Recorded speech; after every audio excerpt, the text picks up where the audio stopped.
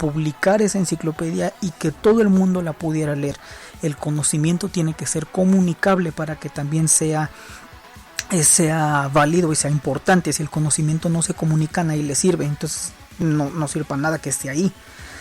Esa idea de la enciclopedia, obviamente todas estas ideas, la enciclopedia, la idea de la voluntad popular, la idea de muchas cosas, de todo esto, evidentemente ni en la nobleza de los reyes les parecía buena idea, ¿no? Ni les parecía algo bueno. Había muchísima persecución contra los ilustrados, había prohibiciones de sus libros, había quemas de sus libros, quemaban la enciclopedia, los encerraban en la cárcel, los sacaban, los volvían a meter, porque evidentemente este pensamiento no convenía a las clases poderosas. Lo único que adoptaron de la Ilustración fue la cuestión de la cultura, de que los gobernantes, porque también la Ilustración decía que los gobernantes y la gente tenía que ser culta, ¿no? Eso fue lo único que adoptaron, no nada más en Francia, sino en otros países de Europa, pero de ahí en fuera todo lo demás obviamente no les interesaba. Bueno, esta ilustración, ya para como acabar con este pequeño resumen, pues lo que traía como consecuencia eran dos cosas, ¿no? Evidentemente que la legitimidad del rey y toda esta aura de divinidad y de adulación y de lujo de la nobleza se dispersara, es decir, ya no tuviera ningún componente que lo legitimara. Y la otra cosa es que evidentemente se iba en contra de todos los cánones y de todas las tradiciones de la época, de toda la moral de la época.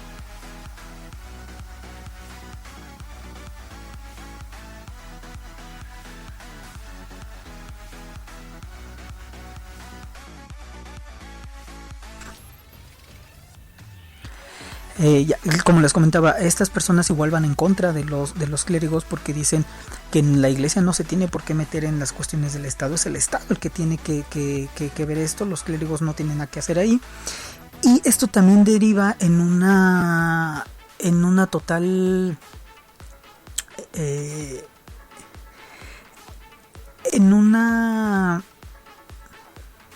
perdón. Esto deriva, como venía diciendo, evidentemente en una ruptura con las tradiciones de la época, ¿no? Y en un desprecio hacia toda la moral cristiana y a toda la moral judio-cristiana y católica que imperaba. Recordemos que Francia es católica también. A toda la moral católica que imperaba en esa época, a toda la virtud que decían los sacerdotes, que decía la religión, todo esto también se ve muy criticado y es una de las partes fundamentales que Sade va a hacer. Esta ilustración poco a poco va a ir pues permeando en toda la sociedad francesa, perdiendo en el pueblo, perdiendo y sobre todo en una clase que es muy importante, que se llama la burguesía. Esta clase de la burguesía, la sociedad francesa estaba dividida en tres estados en ese entonces, no estamos hablando del siglo XVIII. Estaba dividida en tres partes, ¿no? La primera era la nobleza, es el rey y todos los nobles. La segunda era el clero. Y el tercero era el que llamaban tercer estado, donde estaban todos los que no eran ni nobles ni sacerdotes, es decir, todo el mundo.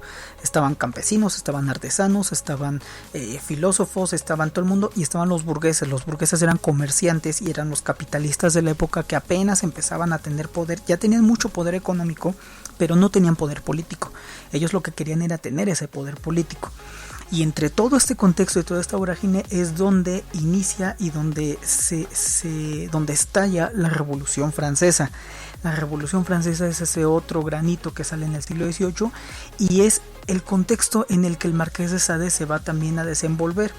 El Marqués de Sade nace a mediados del siglo XVIII y se muere en 1814. O sea, ese güey vive en la época absolutista, vive la revolución y vive en la época napoleónica y se muere cuando Napoleón cae al poder. O sea, se vive todo. Y evidentemente todo eso lo va influyendo y él también va aportando a todos esos movimientos. La Revolución Francesa, así pues como les mencionaba, o sea, todo este régimen en el que no había ni ciudadanos, no había ningún derecho, no había absolutamente nada, el rey tenía todo el poder, la nobleza tenía todo el poder. En este régimen todo, bueno, puede ir marchando más o menos bien si la economía va más o menos bien, pero resulta que en estos años, en 1788, a finales de los 70, principios de los 80, Francia empieza a entrar en una serie de crisis económicas. Y cuando entra en estas crisis económicas, una de las crisis, por ejemplo, es por haber gastado tanto dinero en apoyar a Estados Unidos en su independencia, porque los franceses los apoyan. como gastan tanto dinero en esas guerras, pues se quedan pobres. Existe una crisis también en el campo, no se dan las cosechas, existe una inflación horrible, las harinas con las que hacen el pan, que era básicamente lo único que comían los pobres, suben encarecidamente de precio, no alcanza para nada. Es cuando está esta famosa frase que dicen que dijo María Antonieta, pero en realidad se sabe que no lo dijo ella, pero dicen que dijo que la gente se manifestaba fuera de Versalles, y decía, María Antonieta preguntaba ¿por qué se están manifestando? Y decía, no, es que la gente no tiene pan. Y la reina decía, bueno, y si no tienen pan, ¿por qué no comen pasteles? ¿No? Lo que denota una absoluta y total que estaba totalmente ajena a lo que pasaba en Francia, una absoluta ignorancia sobre lo que significaba la pobreza, sobre lo que significaba estar en el pueblo llano por parte no de María Antonieta, porque bueno, a ella se le cargó todo, pero era por parte de todos los nobles, incluyendo el rey, incluyendo los guardias, incluyendo todo el mundo. O sea, había un total aislamiento de lo que pasaba verdaderamente en Francia. Pues frente a todo esto, con las crisis económicas, llega un momento en el que el rey convoca a estos estados generales, es decir, es una especie de parlamento donde se reúnen estos estamentos de la sociedad, no se reúnen el clero, se reúnen los nobles y los demás, para ver cómo se puede solventar la crisis económica. Estos estados generales era un parlamento medieval que tenía muchísimos años que no se convocaba, porque había muchísimos años que no había sido necesario, y se convoca en 1788. En este parlamento, pues imagínense, el voto no se daba por persona, sino se daba por estamento. O sea, cada uno votaba una cosa. Entonces imagínense, están los sacerdotes y están por otro lado también los nobles, y por otro lado está el pueblo, el tercer estado. Pues entre los sacerdotes y los nobles se ponían de acuerdo y votaban lo que a ellos les convenía, y el pueblo no tenía con quién ponerse de acuerdo. Entonces pues lo que ellos proponían y lo que hacían, pues nadie los pelaba, ¿no? Entonces siempre era de 2-1. Y como siempre era de 2-1, llega un momento en el que la gente del tercer estado se sale de esa convocatoria y va y funda su propia, ahora sí que funda su propia asamblea, ¿no? Funda su propia convocatoria, así con juegos azar y mujerzuelas, como diría Bender. Pero en esta ellos dicen que lo que van a hacer es una constitución, que tampoco existe constitución, porque en esa época la idea era que el rey, la palabra del rey era la ley. O sea, el rey decía cualquier cosa y eso era ley. No había leyes, no había constitución. Esa idea era inconcebible, porque la constitución es una ley en la que todos entran y en la que, o sea, es un código que dice que no puedes hacer ciertas cosas. Y la constitución es lo que decíamos hace rato, la voluntad popular, es decir, el pueblo es el que da legitimidad a ese poder. Una constitución se hace con una asamblea constituyente que se supone que es por gente que se supone que es elegida por el pueblo. O sea, es esta legitimidad que se va concretando en un documento dado, pero ese documento no es que alguien se lo invente. Ese documento tiene una legitimidad porque se supone que toda la gente estuvo de acuerdo para que ese documento estuviera como está y fuera como es. Esa idea es totalmente distinta a la idea de un rey, de un monarca que de repente dice: hoy me levanto por la mañana y se me ocurre que voy a matar a 40 o voy a declarar la guerra a 2 países, y se le declara y punto. Esta idea y se puede decir, este objetivo que se pone el tercer estado de hacer una constitución, evidentemente tampoco le gusta ni a los monarcas ni al clero. Empiezan a hostigarlos, no reconocen esa asamblea, y después en todo ese contexto y en todo ese pedo pasa algo muy pasa así como la chispa, pasa lo que inicia todo. El 14 de julio de 1789, la gente, igual harta de la crisis, porque como había crisis, entonces había que cobrar más impuestos, y quienes pagaban los impuestos, pues la gente, ni la nobleza ni el clero pagaban impuestos, solo la gente.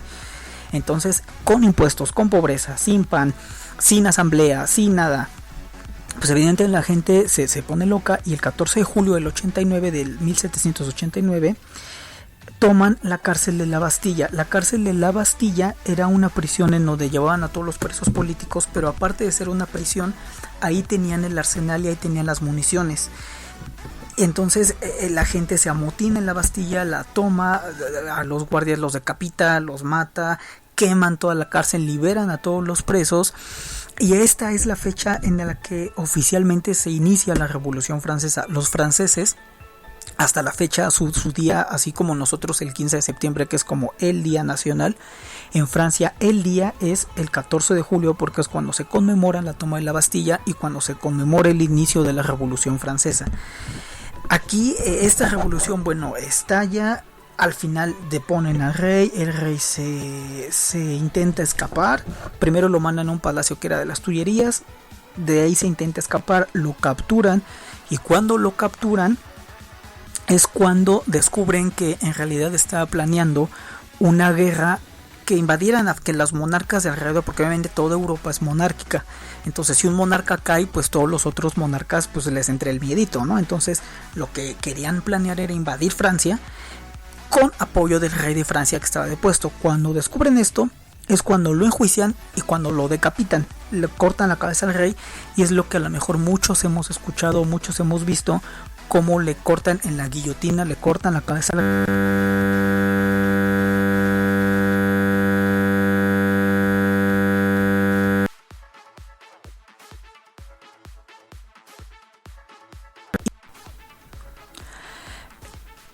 disculpa, como les comentaba, con toda esa paranoia de la invasión, toda esa paranoia de la guerra, pues, evidentemente empieza toda un terror y empiezan a acusar a todo el mundo de contrarrevolucionario. Y es cuando empieza esta época ya en el 92-93 del terror, que el terror es que a todo el mundo lo pueden acusar de contrarrevolucionario y para proteger la revolución hay que radicalizarse y hay que matar a todo el que esté en contra de la revolución. Y el que esté en contra de la revolución puede ser cualquiera, puede ser tu vecino que te cae mal, entonces tú vas y lo acusas.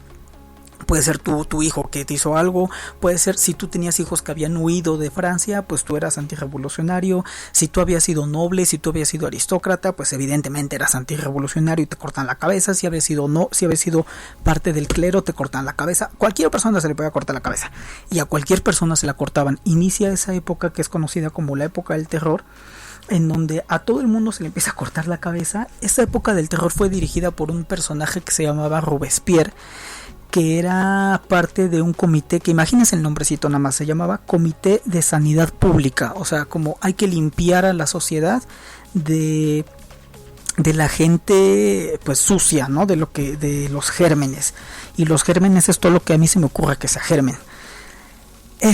Robespierre al final, o sea, esta fue una época tan loca y tan llena de muerte y de sangre que al final Robespierre mismo termina guillotinado y le terminan cortando la cabeza porque lo acusan, no de contrarrevolucionario, pero sí lo acusan con tal de quitarlo del poder.